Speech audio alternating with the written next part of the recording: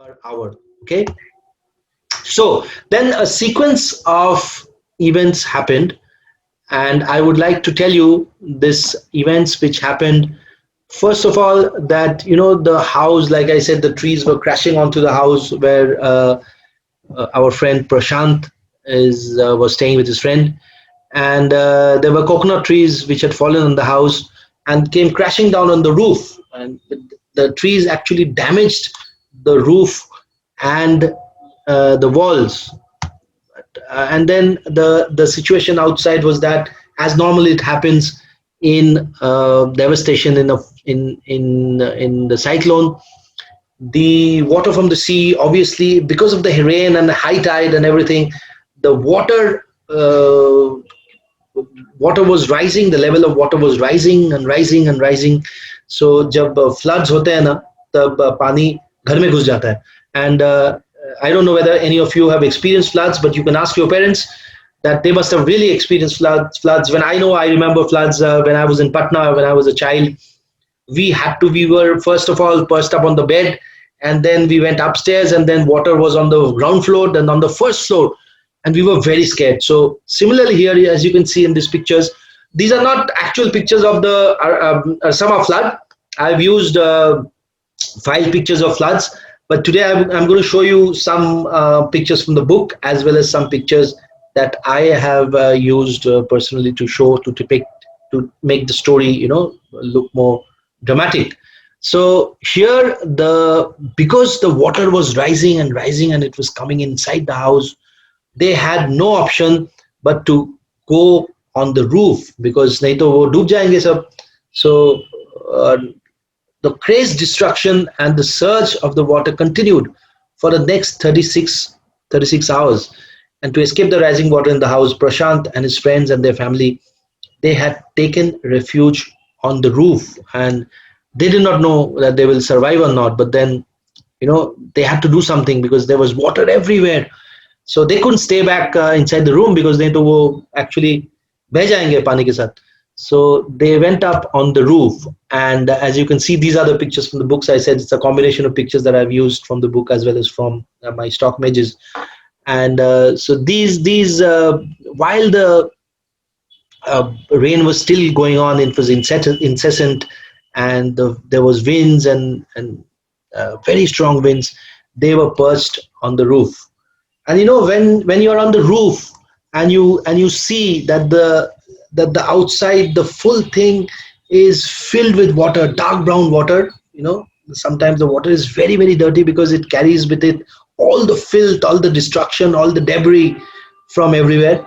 And not only debris, a raging deadly brown sheet of water covered everything as the eye could see. Jitna tak uh, your vision can go, everywhere there was water and water everywhere.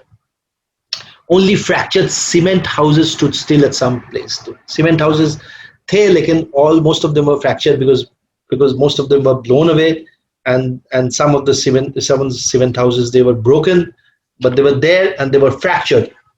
Bloated animal carcasses. Firstly, I thought I'll show some pictures of carcasses, but then no, I thought it's actually aap log shayad ulti kar doge, because it's a very sorry sight to see cattle, pets, and even human bodies. I remember when I said I was in the middle of a flood in Patna, in when I was a child, and we actually saw somebody's who had died and being floated, and they came into our compound with the water. It was a very, very bad sight, something you can never ever forget in your life. So I wish none of you have to ever see this sight, anytime in your life. So bloated animal carcasses. Carcass, what is a carcass? Carcass is like the bones stripped of the flesh, because jab pani mein jate hain, to the flesh goes off from the bones and only the skeleton remains.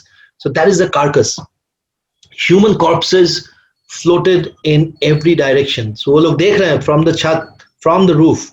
They are seeing that there are water everywhere, and all the filth and all the garbage and everything is flowing. So not only the garbage, the big old trees, they were all falling. They had all fallen.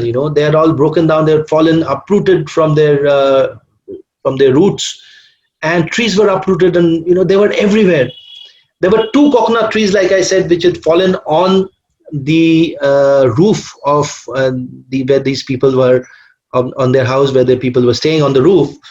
तो ताकि coconut tree अगर the it was actually अच्छा हुआ, it was a boon for them because they could eat the coconuts because did not have any food to eat. Imagine you're on the roof and you didn't even have time to take any rations on top. Everything is blown away in the flown away in the water, and there is nothing. There is no food with you. You don't have anything to cook.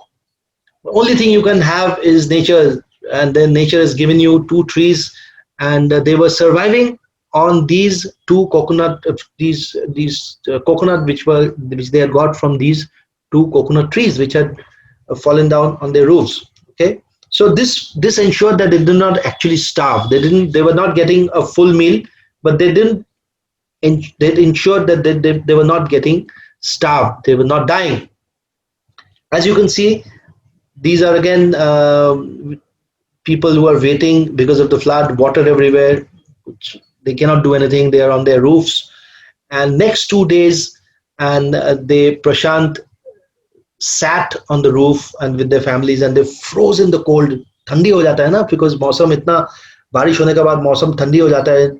It was in the night, they were feeling cold, they were freezing, they didn't have proper clothes, because you start freezing when your clothes are wet and you cannot change your clothes. So your clothes are being, you don't have time to dry your clothes, so you're wearing those wet clothes, you're freezing, there's incessant rain again, and only through the family had survived the wrath of the cyclone. They actually thanked God that they were still alive, but they were in a very, very bad condition.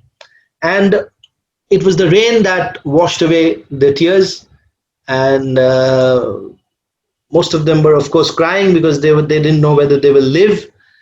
But our friend Prashant was crying additionally because of another thing. He knew that his family was in the Kalikuda village. Kalikuda village is his house, where his own village, where his family was. So he never knew the plight of his family, what is going to be happening to his family. So maybe they would not survive the storm because everything was blown away. And he could imagine that he is here and he is facing such turmoil in his life. So he could imagine what turmoil and what hardship his family would have faced. And he was actually crying, right? So he made up his mind. After 2 days, when the water receded a little, that means a little bit, it came down, a little water level came down. Prashant wanted to go back desperately to his family. His friends told him, कि मत जाओ भाई, मत जाओ, यहाँ पे safe हो, हम लोग है तो जिंदा है, मत जाओ. लेकिन his family was, of course, the first thing in his mind, and he said no. He took a long sturdy stick and he got from somewhere and started on his 18-kilometer expedition. I will tell you, this word expedition is a very interesting word. I will come back to it later. And he started this expedition back to his village through the swollen floodwaters. Why swollen? Because when the tide comes, if there is rainfall, it will affect more. The rainfall will affect more if there is tide. So between the tide and the rainfall, if both of them come together, then the flood happens. So the water level flows. So he constantly used his stick to gauge the water depth, because at sometimes he was not finding water, so he was swimming. At several points he lost the road and he had to swim. And when he's swimming, I think there's a small spelling mistake, so I will correct that. Please ignore that. Instead of swim, it will be swim. So he was using his stick to gauge the water depth at every step while he was going. So since I'm teaching English, so I thought if we come across some interesting words, it's better for me to just explain. I like the word expedition. Can any of you who's watching this recording, can people just write down in the comments box, what do you think is an expedition? Just write down. It's a very interesting word, and I'll give you the meaning in a few seconds. But you can make your own sentences with the word expedition. An expedition is a journey which is undertaken by a group of people with a particular purpose. मतलब एक journey होना चाहिए और एक purpose होना चाहिए. It's not just you're going to school. You're going to school is also a journey, but it's not an expedition. Because Of course, it does have a purpose, but it doesn't have a special purpose. Okay, so because you're going to school every day. In this case, it was an expedition for Prashant because he was doing this for the first time. So he was वो कभी floods में इतना 18 kilometre कभी सोचा भी नहीं था जिंदगी में ऐसा मौका उसको देखना पड़ेगा and ऐसा he would be wading across the water to go back to his village. So it was an expedition for him. So what I want you to do is learn this word. It's better that just a small tip for all those people who need to improve in English. You think that you need to know more and more, and for all those people who think that you also know more, and these words that you come across, interesting words, you should write down and try to make your own sentences so that it will increase your own vocabulary. So here you see, after traveling and swimming sometimes and then walking into the water, getting wet, he meets some uncle's friends. Okay, he meets his uncle's friends, and he sees and he found two of his uncle's friends who were also returning to their village, and he was overjoyed. He was overjoyed because he was very depressed and he was crying out loud. He saw the dead bodies and he saw the filth and he saw the carcasses, he saw the trees falling down, and he was almost sure that he was not going to ever see his family again. Family was, beh gaya hoga, and he was crying out aloud. And when suddenly, from nowhere, he saw these two friends of his uncle who he recognized, and they decided to move along together. And they waded through the water, and the scene became more and more macabre. Again, this is a very, very interesting word which I'm using here. As they waded through the water, the scene became more and more macabre.